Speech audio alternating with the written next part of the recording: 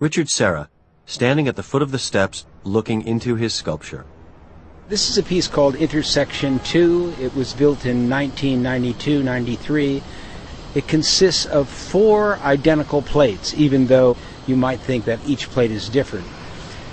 Each plate is a single piece of steel, about 13 feet high, and they're about 50 feet long, probably upward of 30 ton. They're made of conical shapes. When you think of a cone, you either think of a flower pot or a lampshade. If you think of a section of each of those being turned upside down, that is how this piece is formed.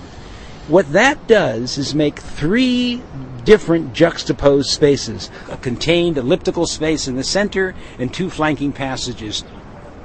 I think the best thing for us to do now is walk into the central space so we can see how this accounts for a psychological feeling of different spaces. When you walk into this space, immediately the sound is limited. You're in a very, very contained space. One large form is leaning toward you and the other leaning away from you, which may make you think that you have to adjust your balance. Depending on your own experience, there are references that might come to mind: nautical, cavern, enclosure, or whatever. You feel that you're in a weighted space, almost like the ballast in the bottom of a ship. As you walk out the far end of this central space, turn to your left and step into the narrow flanking space leading back towards where you started. We're going to walk in between 2 plates, leaning away from you, and what this does is it opens itself outward toward the sky. This space seems much more relaxing, easier to traverse.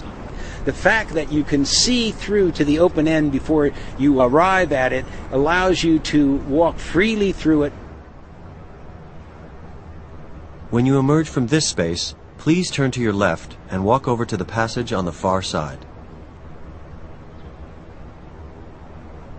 The interior plate is now leaning toward you, the exterior plate is also leaning toward you, and as the piece rises, the space becomes more and more compressed. This space has much more of a vertical lift to it.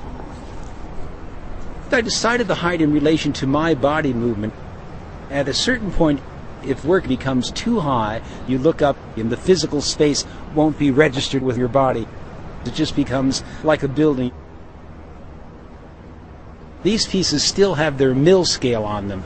The gray aspect, which is still kind of deteriorating, eventually will crack and fade and fall off completely, and then you'll have the dark, rusted patina.